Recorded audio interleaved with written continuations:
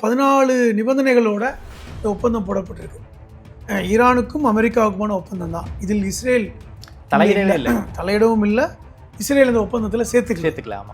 இப்போ நீங்கள் கேட்டீங்க, இந்த 14 ஒப்பந்தம் இதில் வந்து ஈரான் கை ஓங்கி இருக்கா அப்படின்னு பார்த்தா கண்டிப்பாக ஈரான் கை தான் ஓங்கி இருக்கு. காரணம், இந்த 14 நிபந்தனைகளில் ஒரு நிபந்தனையை தவிர 13 நிபந்தனைகள் ஈரானுக்கு சாதகமாக தான் இருக்கு.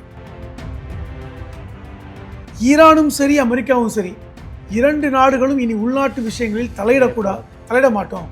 அதாவது ஈரான் விஷயத்தில் இனி அமெரிக்கா தலையிடாது. இஸ்ரேலே சண்டை போட்டாலும் அல்லது ஆதரவாக அமெரிக்கா வர மாட்டோம் அப்படிங்கிற ஒரு முடிவு.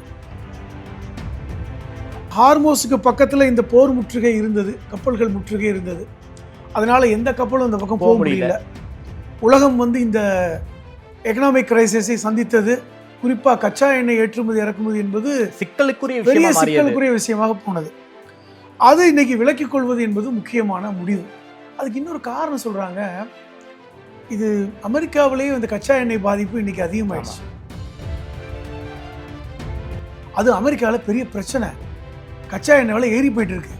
அமெரிக்க மக்கள் எப்பொழுதுமே அமெரிக்காவில் பெட்ரோல் விலை கூட்டிட்டாவே அமெரிக்க அரசுகள் மேல மக்கள் அதிருப்தி வந்துருவாங்க. அதை உடைக்கணுங்கிறது அமெரிக்கா ஆல் ஓவர் வேர்ல்டு. அப்போ அது இங்கே வந்து ட்ரம்ப் வந்து கட்டுப்படுத்தவே முடியல. எவ்வளவோ முயற்சி பண்ணார். நாங்கள் வந்து கப்பலை விட்டுட்டோம், கச்சா எண்ணெய் போயிடுச்சு, இந்த பாருங்க ஒரே நாளில் வந்து 100 கப்பல் அனுப்பிச்சிருக்கு, இப்படிலாம் கதை விட்டார். இஸ்ரேலுக்காகத்தான் அமெரிக்கா சண்டைக்கு வந்தாங்க. இப்போ வந்து அதனால அவர்கள் பாதிக்கப்பட்டது அமெரிக்கா. இந்த கச்சா எண்ணெய் மூலமாக பெரிய பாதிப்பு. இருப்பு கச்சா எண்ணெய் ரிசர்வ் கச்சா எண்ணெய் வந்து குறைந்து கொண்டிருக்கிறது. மூன்றாவது, லெபனானை போய் தாக்க வேண்டிய அவசியம் இல்லை என்று அமெரிக்கா நினைக்கிறாங்க. காரணம், ஈரானோட பிரச்சனை பேசிட்டோம், அது ஒரு பக்கம் ட்ராக்ல ஓடுது, ஒப்பந்தங்கள் போட போகிறோம். தேவையில்லாமல் லெபனானை போய் தாக்கி இடத்தை பிடிக்க வேண்டிய வேலை இஸ்ரேலுக்கு ஏன் என்கிற கேள்வி. அப்போ இந்த 2 மாத காலம் நடக்கின்ற அந்த நிகழ்வுகள், அதற்கிடையில் இஸ்ரேல் வந்து ஈரானோட சண்டை போடக்கூடாது. அதுதான் என்னுடைய கேள்வியா இருக்கு. இந்த 2 மாத காலம் இஸ்ரேல் அமைதியா இருக்கணும். அமைதியா இருந்தா அதெல்லாம் அதுதான் முக்கியம். திருப்பி இஸ்ரேல் போய் லெபனான் அடிச்சாலோ அல்ல திருப்பி இஸ்ரேல் போய் ஈரான்ல போய் ஏவுகணை அனுப்பிச்சாவோ இந்த ஒப்பந்தம் ஒரு கேள்விக்குறியதாகும். ஆதனையர்களுக்கு அன்பு வணக்கம். இன்று நம்மோட எழுத்தாளர் திருமிகு புதுமடம் ஹலீம் அவர்கள். வணக்கம் ஹலீம் சார். வணக்கம். ஈரானுக்கும் அமெரிக்காவுக்கும் ஒப்பந்தம் வந்து நிறைவேறி இருக்கு. குறிப்பாக ஒரு 14 ஷரத்துக்களை அடிப்படையாக வைத்து இந்த ஒப்பந்தத்தை போட்டிருக்காங்க. இந்த ஒப்பந்தங்களை எல்லாம் படித்து பார்க்கும்போது குறிப்பாக ஈரானுடைய கை ஓங்கி இருக்கு அப்படின்னு தான் நான் ஒரு முடிவுக்கு வருமாதிரியான ஒரு சூழல் உருவாயிருக்கு. ஈரானிடம் அமெரிக்கா பணிந்து விட்டதா இந்த ஒப்பந்தத்தின் மூலமாக? அதாவது ஒப்பந்தம் வந்து நியாயப்படி இன்னைக்கு தான் நடந்திருக்கணும். ஆமா, வெள்ளிக்கிழமை ஜூன் 19 ஜெனீவால ஒப்பந்தம் அப்படின்னு சொன்னாங்க. ஆனால் அவசரமாக ஜூன் 18 பிரான்ஸ்ல வச்சு வெர்சாய்ங்கிற இடத்துல ஒப்பந்தம் முடிந்து விட்டு. இது ஏன் அது ஒரு பேச்சாக இருந்தது? ஏன்னா ஒரு நாளைக்கு முன்னாடியே ஏன் வந்து பிரான்ஸ்ல பண்ணணும்? அதுக்கு 2 காரணங்கள் சொன்னாங்க. ஒன்று வந்து வெர்சாய் என்பது ஒரு வரலாற்று சிறப்பு மிக்க ஒரு இடம். அந்த பேலஸ் வந்து கிட்டத்தட்ட வந்து பிரான்ஸுடைய வரலாற்று சிறப்பு மிக்க ஒரு அரண்மனை. இப்போ முதலாம் உலக யுத்தம் நடந்தது 1918 காலங்களில், 14 to 19. அந்த உலக யுத்தம் நிறைவடைந்து ஒப்பந்தம் போட்டதும் இந்த வெர்சாயில தான். ஒன்று. இரண்டாவது, 1917 அமெரிக்கா வந்து தன்னை ஒரு சூப்பர் பவராக வெளிப்படுத்தியது அந்த 1917 தான். அப்போ அமெரிக்காவுடைய முன்னிலையில் தான் இந்த வெர்சாயில ஒப்பந்தம் போட்டாங்க. ஜெர்மனிக்கும் மற்ற ஐரோப்பிய நாடுகளுக்கும் அமெரிக்காவுக்கும். அது மட்டும் இல்லாமல் அது ஈஸியாக நடக்கலை. கிட்டத்தட்ட 6 மாத காலம் பேச்சுவார்த்தை நடந்து தான் அந்த ஒப்பந்தமே போட்டாங்க. அப்போ அப்படிப்பட்ட ஒரு வரலாற்று சிறப்பு மிக்க ஒரு அரண்மனையில் வைத்து இந்த ஒப்பந்தம் நடந்திருக்கிறது. பிரான்ஸோட அதிபர் இமானுவேல் முன்னிலையில் தான் இந்த ஒப்பந்தம். நாளைக்கு, அதாவது 19ஆம் தேதி நடக்க வேண்டியது 18ஆம் தேதி ஏன் நடந்ததுன்னா, அதற்குள் எதுவும் மனமாற்றம் வந்து விடுமா அப்படிங்கிற ஒன்று. இரண்டாவது, எல்லாருமே அங்கே இருந்தாங்க. இப்போ G7 அந்த சந்திப்பு வந்து பிரான்ஸ்ல தான் நடந்தது. குறிப்பா அந்த G7 சந்திப்பின் போது இஸ்ரேலை கொஞ்சம் கடுமையாவே பேசியிருக்காரு. அப்போ அந்த G7 நடக்கும் பொழுதே வந்து இங்க இருந்து திருப்பி வந்து சுவிட்சர்லாந்து போறதை விட இங்கேயே வர இங்கேயே சொல்லிடலாம், முடிச்சுக்கலாம். இது பக்கம் அப்படின்னு வெர்சாயில வச்சு பண்ணாங்க. இதுல நீங்க போட்ட மாதிரி தான் 14 நிபந்தனைகளோட இந்த ஒப்பந்தம் போடப்பட்டிருக்கு. ஈரானுக்கும் அமெரிக்காவுக்குமான ஒப்பந்தம் தான். இதில் இஸ்ரேல் தலையிடவே இல்லை, தலையிடவும் இல்லை, இஸ்ரேல் இந்த ஒப்பந்தத்தில் சேர்த்துக்கல. ஆமா, இப்போ நீங்கள் கேட்டீங்க இந்த 14 ஒப்பந்தம் இதில் வந்து ஈரான் கை ஓங்கி இருக்கா ஆமா. அப்படின்னு பார்த்தா கண்டிப்பாக ஈரான் கை தான் ஓங்கி இருக்கு. காரணம் இந்த 14 நிபந்தனைகளில் ஒரு நிபந்தனையை தவிர 13 நிபந்தனைகள் ஈரானுக்கு சாதகமாக தான் இருக்கு.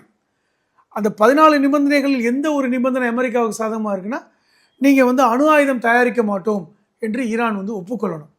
அதுக்கப்புறமா வந்து அரபு நாடுகள்ல எங்களுடைய பேஸ் நாங்க வச்சிருப்போம், இதுதான் பழைய நிலைமைக்கு இருக்கும். இது ஒண்ணு. ஆமா. ஆனா மற்ற நிபந்தனைகளை பார்த்தீங்கன்னா பாருங்க, ஒன்று லெபனான் மீது இஸ்ரேல் தாக்குதல் நடத்தக்கூடாது. அதுக்கு அமெரிக்கா அத வந்து இந்த போரினுடைய முக்கிய ஃபர்ஸ்ட் ஷரத்தே அதுதான், துணை போகக்கூடாது. ஆமா. இப்போ லெபனான் மீது அந்த தாக்குதல் இருக்கக்கூடாது. லெபனானில் கைப்பற்றப்பட்ட இடங்களை இஸ்ரேல் விடுவிக்கணும். அது மிகப்பெரிய சிக்கல் இப்போ இருக்கு. ஏனென்றால் இஸ்ரேல் வந்து தாங்க பிடிச்சிருந்த இடத்த கொடுக்க மாட்டேன்னு சொல்லிட்டு இருக்காங்க. இப்பொழுது இஸ்ரேலுக்கும் அமெரிக்காவுக்குமே ஒரு முரண் உருவாகிட்டு இருக்கு. ரெண்டாவது 60 நாட்களுக்குள் ஒரு இறுதி ஒப்பந்தம் எட்டப்படலாம். இந்த 60 டேஸ் இடைக்கால ஒப்பந்தம் தான். அப்போ அந்த நிரந்தர ஒப்பந்தம் நடந்தால் மட்டும்தான் அப்போ வந்து இதை நம்ம வந்து தீர்மானமாக எடுத்துக்கலாம். மூன்றாவது, ஈரானும் சரி அமெரிக்காவும் சரி 2 நாடுகளும் இனி உள்நாட்டு விஷயங்களில் தலையிட மாட்டோம். அதாவது ஈரான் விஷயத்தில் இனி அமெரிக்கா தலையிடாது. இஸ்ரேலே சண்டை போட்டாலும் அல்லது ஆதரவாக அமெரிக்கா வர மாட்டோம் அப்படிங்கிற ஒரு முடிவு. நான்காவதாக முக்கியமானது, ஹார்மோஸ் முற்றுகையை விலக்கிக் கொள்கிறோம். ஏற்கனவே நம்ம பார்க்குறோம், கிட்டத்தட்ட ஒரு 107 நாட்கள் நடந்த யுத்தம். அதுக்கப்புறம் பார்த்தீங்கன்னா தொடர்ச்சியாக வந்து இந்த முற்றுகை போர் நிறுத்தம் அறிவித்தாலும் அது ஒரு பெரிய அளவில் நடக்கலை. அப்போ ஹார்மோஸுக்கு பக்கத்தில் இந்த போர் முற்றுகை இருந்தது, கப்பல்கள் முற்றுகை இருந்தது. அதனால எந்த கப்பலும் அந்த பக்கம் போக முடியல. உலகம் வந்து இந்த எக்கனாமிக் கிரைசிஸை சந்தித்தது. குறிப்பாக கச்சா எண்ணெய் ஏற்றுமதி இறக்குமதி என்பது பெரிய சிக்கலுக்குரிய விஷயமாக போனது. அது இன்னைக்கு விலக்கிக் கொள்வது என்பது முக்கியமான முடிவு. அதுக்கு இன்னொரு காரணம் சொல்றாங்க, இது அமெரிக்காவிலேயே இந்த கச்சா எண்ணெய் பாதிப்பு இன்னைக்கு அதிகமாயிடுச்சு. ஒரு கேலனே $5 கிட்ட போயிடுச்சுன்னு சொல்றாங்க. அது $3 கிட்ட தான் இருந்தது. இது ஒன்று. அடுத்து முக்கியமான ஒரு விஷயம், ஈரானுடைய கட்டமைப்புக்கு 28 லட்சம் கோடி நாங்கள் முதலீடு செய்கிறோம். இது எதிர்பார்க்காதது. ஈரானுடைய கட்டமைப்பை நீங்கள் அழிச்சிங்க, அங்கே வந்து பல இடங்களில் குண்டு போட்டீங்க. ஈரானுக்கு பக்கத்தில் இருக்கின்ற ஹார்மோஸ் பக்கத்தில் இருக்கின்ற துறைமுகங்கள் பந்தர் அப்பாஸில் குண்டு போட்டீங்க. நாங்கள் கட்டமைப்பே உடைச்சிருவோம் நீங்கள். ஆனால் இன்னைக்கு கட்டமைப்பை சரி பண்ணுவதற்கு 28 லட்சம் கோடி நீங்க வந்து இத ஈரானுமே கேட்டிருந்தாங்க. ஒரு மறுகட்டமைப்புக்கு நீங்க பணம் கொடுத்தே கேட்டாங்க, இன்னைக்கு ஒத்துக்கிட்டாங்க. அது ஒன்று முக்கியமானது. அதை விட இன்னொரு முக்கியமானது இருக்கு, பொருளாதார தடை நீக்கம். இது ரொம்ப காலமா கேட்டுட்டு இருக்காங்க. 1979 அங்க ஈரான்ல வந்து ஈரான் புரட்சி ஏற்பட்டது. அங்க இருக்கின்ற மன்னராட்சி அடித்து துரத்தப்பட்டது. 79 இப்பொழுது இருக்கின்ற ஆட்சியாளர்களுடைய ஆட்சி தான் நடக்குது. இதற்கு முன்பாக கொமேனின்னு ஒருத்தர் இருந்தார். அதுக்கப்புறம் இப்போ கமேனி, அப்புறம் இப்போ அவருடைய மகன், இப்படி தொடர்ச்சியாக 3 விதமான சுப்ரீம் லீடர்ஸ் ஆட்சி செய்கிறாங்க. இது எல்லாமே வந்து அவர்களுடைய ஆட்சி தான். அப்போ 40 வருடமாக அமெரிக்கா வந்து ஈரான் மேலே ஒரு பொருளாதார தடை விதித்து ஈரானுடைய பொருளாதாரத்தை முடக்கி வச்சிருக்காங்க. அது நீக்கப்படுகிறது என்பது முக்கியமானது. இப்போ நாம் ஏற்கனவே பேசின மாதிரி அணு ஆயுதம் தயாரிக்க மாட்டோம்னு சொல்கிற ஒரு விஷயத்தில் மட்டும்தான் ஈரான் பணிஞ்சிருக்காங்க. அதை விட இன்னொரு முக்கியமானது, இனி இறுதி யுத்தம், அதாவது எப்படின்னா இந்த 60 நாளுக்கு அப்புறம் ஒரு புதிய ஒப்பந்தம் போடுவாங்க. அதுவரை எந்த செயல்களிலும் அமெரிக்கா ஈடுபடாது. ஒன்று. அதை விட இன்னொரு முக்கியமான விஷயம் இருக்குது, இது ஈரானுக்கு ரொம்ப பாசிட்டிவான விஷயம். ஈரானுடைய கச்சா எண்ணெயை நீங்கள் எந்த நாட்டில் வேணாலும் ஏற்றுமதி பண்ணலாம். ஏன்னா அது அவங்களுக்கு கடந்த காலங்களில் பெரிய சிக்கல் இருந்தது. இப்போ நீங்கள் ஈரானில் கச்சா எண்ணெய் உலகில் 5வது பெரிய நாடு. இந்த அவர்களுக்குன்னு ஒரு தனித்தீவே வந்து கச்சா எண்ணெயை ஸ்டோரேஜ் பண்ணுறாங்க, கார்க்கு தீவு. இப்போ அங்கே வந்து மிதமிஞ்சு போயிருக்கு, தேங்கி இருக்கு. இப்போ அந்த எண்ணெயெல்லாம் இன்னைக்கு இந்தியாவே வாங்கலாம். இப்போ நமக்கு ஒரு வகையில் நல்லது தான். நம்மவே எப்படி பண்ணிருக்கோம், ரஷ்யாவில் வாங்கிட்டு இருக்கோம், ஈரானில் வாங்கினோம். இப்போ ரைட் ராயலாக நம்ம ஈரானில் வாங்கலாம், விலை குறையும். அமெரிக்காவுக்கு என்ன தேவை என்றால் கச்சா எண்ணெய் விலை குறையணும். ஆமாம், அது அமெரிக்காவில் பெரிய பிரச்சனை. கச்சா எண்ணெய் விலை ஏறி போயிட்டு இருக்கு. அமெரிக்க மக்கள் எப்பொழுதுமே அமெரிக்காவில் பெட்ரோல் விலை கூட்டிட்டாவே அமெரிக்க அரசுகள் மேலே மக்கள் அதிருப்தி வந்துருவாங்க. அதை உடைக்கணுங்கிறது அமெரிக்கா ஆல் ஓவர் வேர்ல்டு. அப்போ அது இங்கே வந்து ட்ரம்ப் வந்து கட்டுப்படுத்தவே முடியல. எவ்வளவோ முயற்சி பண்ணார். நாங்கள் வந்து கப்பலை விட்டுட்டோம், கச்சா எண்ணெய் போயிடுச்சு, இந்த பாருங்க ஒரே நாளில் வந்து 100 கப்பல் அனுப்பிச்சிருக்கு, இப்படிலாம் கதை விட்டார். இதுவுமே நடக்கலை. அப்போ ஈரான் கச்சா எண்ணெய் ஏற்றுமதி தடையை நீக்கின உடனே இன்னைக்கு வந்து கச்சா எண்ணெய் விலை கிடுகிடுன்னு குறைஞ்சிருக்கு. ஓகே, முக்கியமானது. ஸோ நாம இந்தியா டைரக்டா ஈரான் கிட்ட இருந்து ஆக்சஸ் பண்ணி வாங்கலாம். இனி நமக்கு வந்து கச்சா எண்ணெய் பிரச்சனை இருக்காது. ஓகே, எல்என்ஜி பிரச்சனை இருக்காது. ஏன்னா நம்ம எல்என்ஜி வந்து பாத்தீங்கன்னா எங்க இருந்து வாங்குறோம்? ஈரான் கிட்ட, கத்தார்ல இருந்து வாங்குறோம், ஈரான்ல இருந்து வாங்குறோம், சவுதில இருந்து வாங்குறோம். அது முழுக்க ஹார்மோஸ் வழியா வரக்கூடிய. அதனாலதான் நமக்கு நம்மளுடைய கச்சா இது சிலிண்டர் பிரச்சனை பெரிய இஷ்யூ. அதுவும் பிசினஸ் சிலிண்டர், வியாபார வணிக சிலிண்டர் எங்கேயோ விலை ஏறி போயிடுச்சு. ஆமா, அதனால வந்து பாத்தீங்கன்னா உங்களுக்கு வந்து இந்த ஃபுட் இன்ஃப்ளேஷன் அதிகமாயிடுச்சு, தாறுமாறா ஏறிச்சு. இப்போ அது இனி குறைய வாய்ப்பு இருக்கு. அதை விட இன்னொரு முக்கியமான, அமெரிக்கா கட்டுப்படுத்தாத, நீங்க ரஷ்யா கிட்ட வாங்கக்கூடாதுன்னு இந்தியா வந்து நம்ம ஒரு மறுபடியும் போயிட்டேன். நம்ம இந்தியா வந்து ரஷ்யா கிட்ட வந்து என்ன வாங்கக்கூடாதுன்னு அமெரிக்கா கட்டுப்படுத்தினாங்க, அது எல்லாருக்கும் தெரியும். அதே மாதிரி ஈரான் கிட்ட நீங்க வாங்கக்கூடாது எந்த ஒரு கட்டுப்பாடு போட முடியாது. ஒரு நல்ல விஷயம் என்னன்னா, ஈரானிடமிருந்து எதுவும் வாங்கக்கூடாதுன்னு ஒரு சட்டம் ஏற்றிருக்காங்க அமெரிக்காவில். கடந்த காலங்களில் ட்ரம்ப் ஆட்சிக்கு வந்த போது அமெரிக்க பாராளுமன்றத்தில் ஒரு சட்டம் கொண்டு வந்தாங்க. என்ன சட்டம்னா, ஈரானிடமிருந்து எந்த பொருளை எந்த நாடு வாங்குதோ அந்த நாடுகள் மேல் நாங்கள் பொருளாதார தடை விதிப்போம். அது முக்கியமானது. இப்ப இந்த ஒப்பந்தம் இதுவும் ஒரு வகையில வெர்சாய் ஒப்பந்தம் தான். இந்த வெர்சாய் ஒப்பந்தத்தில் ஈரான் கச்சா எண்ணெய் ஏற்றுமதி செய்வதற்கு அமெரிக்கா தடை செய்யாது என்றால் அதை வாங்குவதற்கு என்ன பிரச்சனை இருக்கு? நாம வாங்கிக்கலாம். நீங்க ஏற்றுமதி பண்றதுல நான் இது வரைக்கும் தடை போட்டிருந்தேன், இனி தாராளமா வந்து ஏற்றுமதி பண்ணலாம் அப்படின்றால் வாங்குபவர்களுக்கு என்ன பிரச்சனை இருக்க போகுது? அப்போ வாங்குறதுக்கு ப்ராப்ளம் இல்லை. அப்போ அதன் மூலமாக இந்தியாவிற்கு பெரிய லாபம் தான். அதை விட முக்கியமா இன்னொரு விஷயம் என்னன்னா, இந்த 79க்கு அப்புறம் ஈரானுடைய சொத்துக்கள் பல நாடுகளில் முடங்கி இருந்துச்சு. கிட்டத்தட்ட பல்வேறு நாடுகளில் வங்கிகள் இல்லை, பல்வேறு நாடுகளில் ஈரானுடைய சொத்துக்கள், பணங்கள் எல்லாம் முடங்கி போயிருந்தன. அது கிட்டத்தட்ட தோராயமாக $100 மில்லியன் அப்படின்னு சொல்றாங்க. இது பெரிய அமௌண்ட், பெரிய பணம் தான், பெரிய பணம். அப்ப இந்த பணத்தை வந்து இலகுவாக இன்னைக்கு மீட்கக்கூடிய வாய்ப்பு ஈரானுக்கு வந்திருக்கு. குறிப்பா ஈரானுடைய அந்த மத்திய வங்கிக்கே வரவு வைக்கிற மாதிரியான பிளான் பண்ணிருக்காங்க. அப்ப ஈரானுடைய மத்திய வங்கிக்கு இந்த பணம் வந்து விட்டால் அது ஈரானுடைய பொருளாதார மறுமலர்ச்சிக்கு ஒரு பெரிய உத்வேகமான ஒரு விஷயமாக இருக்கும். இது முக்கியமானது. இதெல்லாமே பாத்தீங்கன்னா இதை கண்காணிப்பதற்கு குழு, அதுக்கப்புறம் ஐக்கிய நாடுகள் சபையுடைய வழிகாட்டுதல், இவ்வளவுதான் இந்த 14 அம்ச கோரிக்கை. கடைசி ஒப்பந்தம்ங்கிறது அந்த இறுதி ஒப்பந்தம் என்பது ஐநாவுடைய ஒப்புதல் போட்டுருக்காங்க. அப்ப ஐக்கிய நாடுகள் சபையில கண்காணிப்பு குழு அமைத்து இனி ஒரு இறுதி ஒப்பந்தம் வரணும் அப்படின்னு. அப்ப இதில் சொல்லப்பட்ட சரத்துகள் அத்தனையுமே ஈரானுக்கு சாதகமானது. அப்ப நீங்க கேட்கிற மாதிரி யார் கை ஓங்கி இருக்கு? ஈரான் கை தான் ஓங்கி இருக்கு. நீங்க இப்ப வந்து அமெரிக்கா கேட்டது ஒன்னே ஒண்ணுதான். அமெரிக்கா கேட்டது வந்து அணு ஆயுதம் தயாரிக்க கூடாது. அதை தான் ஏற்கனவே ஒத்துக்கிட்டாங்களே, அதுல சிக்கலே இல்ல. போருக்கு முன்னாடி நாங்க வந்து யுரேனியத்தை நாங்க செறியூட்டவே செய்ய மாட்டோங்கிறதான் பேச்சுவார்த்தை. மாதிரி இஸ்ரேல் அடிச்சா அதுக்கப்புறம் அடிச்சாங்க. சொன்ன மாதிரி இந்த போர் நடப்பதற்கு முன்பாக 150 நாட்களுக்கு முன்பாக தோராயமாக இதே ஜெனீவாவில் வைத்து பேச்சுவார்த்தை நடந்தது. ஈரான் இதை ஒப்புக்கொண்ட விஷயம். மசூத் பெஸ்கி அனுப்புறாங்க, நாங்க வந்து யுரேனியத்தை நாங்க கைவிடுறோம், குறிப்பா நாங்க 0 யுரேனியத்துக்கு கொண்டு வரோம்னு சொன்னாங்க. ஆனால் இதை மறைத்து தான் சண்டை இஸ்ரேலுக்காக. இப்ப இன்னைக்கு அதே கண்டிஷன் தான். அப்ப இப்ப தேவையில்லாம இப்ப 13 நிபந்தனைகளுக்கு அமெரிக்கா வந்து ஒப்புக்கொள்ள வேண்டிய லாஸே கிடையாது. இன்னொன்று முக்கியமானது, இப்ப என்ன நடக்கும் அப்படின்னா, இந்த ஒப்பந்தத்தை நாங்கள் ஏற்றுக்கொள்ளவில்லை என்று இஸ்ரேல் சொல்வதுதான் முக்கியமானது. ஏன் ஏத்துக்கல? நாங்கள் லெபனானில் பிடித்து வைத்த பகுதிகளை விடுவிக்க மாட்டோம், அது முக்கியமா. அது குறிப்பா தெற்கு லெபனான் பகுதியில நாங்கள் பிடித்து வைத்திருக்கிறோம், அதை நாங்கள் விட மாட்டோம் அப்படின்னு சொல்வது, இது அமெரிக்காவுக்கு கோபத்தை கொடுக்குது.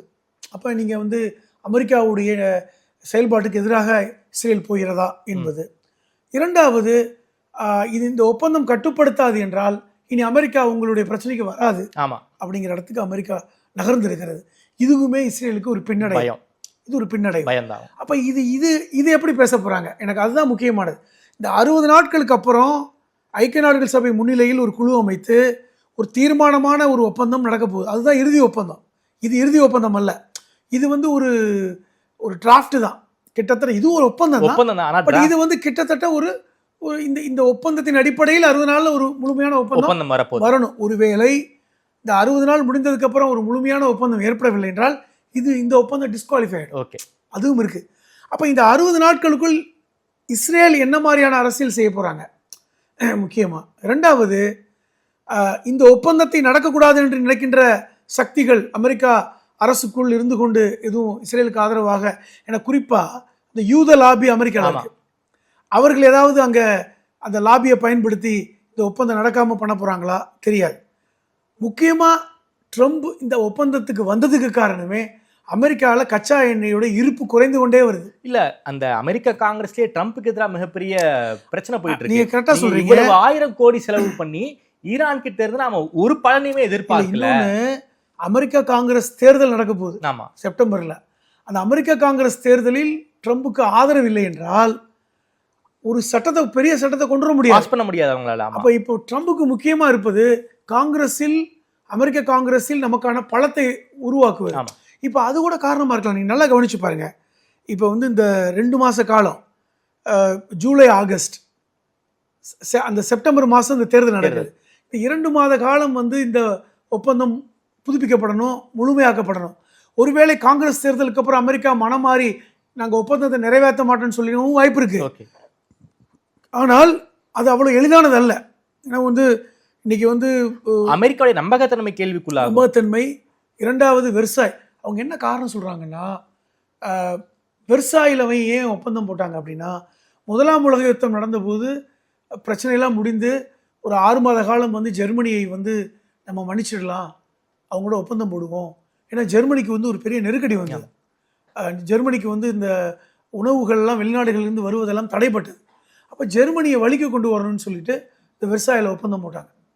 ஒப்பந்தம் போட்டு பெரும் பணத்தை வந்து இந்த நேச நாடுகளுக்கு கொடுக்கணும்னு சொல்லி ஜெர்மனி நிர்பந்தம் செஞ்சாங்க. ஆனால் அந்த முதலாம் வெர்சாய் ஒப்பந்தம் தோல்வியில் முடிஞ்சுதான் 2ஆம் உலகத்தையுமே வந்தது.